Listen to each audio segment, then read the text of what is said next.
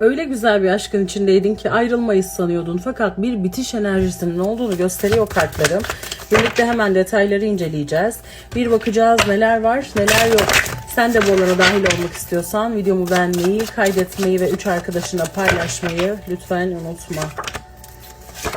Partnerinin öfkesine yenilmiş olabilirsiniz. İlişkinizde bir takım yaşanan kopukluklar senden sebep değil partnerinden sebep olarak görünüyor. Kadersel olarak belki de yaşadığınız bu ayrılık sizi tekrar bir araya getirecek. Kırılan kalpler boşuna değildi diyor kartlar. Belki de haksız yere birbirinizi kırdınız ya da o seni kırdı. Fark etmeksizin o da bunu yaptığı için çok da mutlu görünmüyor. İçine kapanmış ve gerçekten bu durumu nasıl toparlayacağını düşünüyor.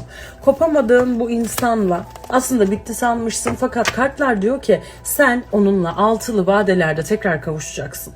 6 saat 6 gün olmasına niyet ediyorum. Yorumlarda buluşalım. Umarım şifa olur.